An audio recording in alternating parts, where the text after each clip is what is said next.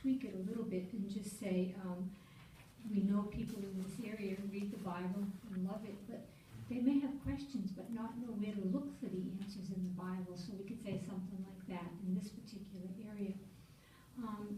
Do you think you might like to practice before we go out in service?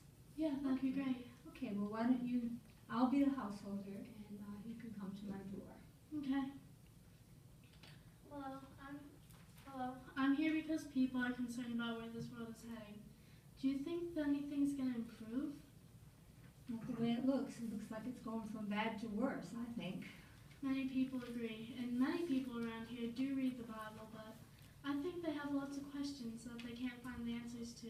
I'm sure I have my own questions. Well, this month we're giving out these brochures, and notice there are a couple of questions on the back. It's called The Good News from God. And if you look on the back, are there any questions that interest you? Number 8, I ask this a lot. Why does God allow so much suffering in the world? You're not the only one, so let's turn there.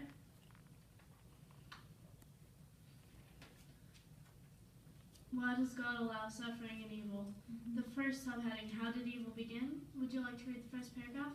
I have a few minutes. I could read that. It says, evil began on earth when Satan told the first lie.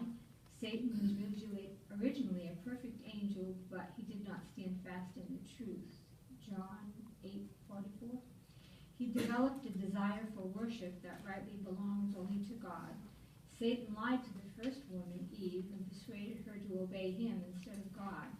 Adam joined Eve in disobeying God. Adam's decision led to suffering and death. And the brochure tells us to read Genesis 1 through 6, which is the account where Eve had disobeyed Jehovah. I have my Bible. Let me see. Maybe I can. Did you say Genesis 3? 1 through 6 and 19. Okay. I can I'll follow read. along. All right. Now the serpent was the most cautious of all the wild animals of the field that Jehovah God had made. So it said to the woman, did God really say that you must not eat from every tree of the garden? At this the woman said to the serpent, we may eat of the fruit of the trees of the garden, but God has said about the fruit of the tree that is in the middle of the garden, you must not eat from it. No, you must not touch it. Otherwise you will die.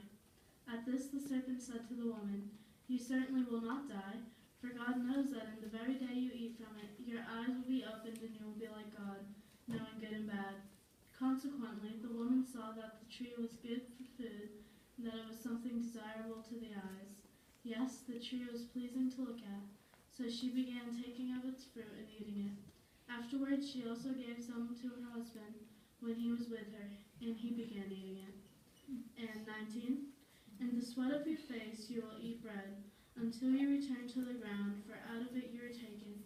For dust you are, and to dust you will return. I like the way you read that. Never read it that way. So, I know you only have a few minutes, so we'll leave it there. And is this a good time to come back next week, and maybe we could go over a couple more paragraphs?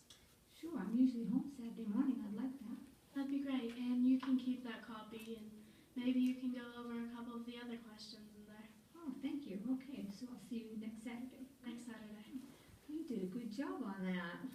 But you know, I think when we do go door to door, we're not going to be sitting comfortably at a table. So maybe what we should do is practice it. Why don't you get your book bag? And we'll practice it holding the Bible in our hand and having the magazine so that we won't fumble when we go to the door. Okay? Okay.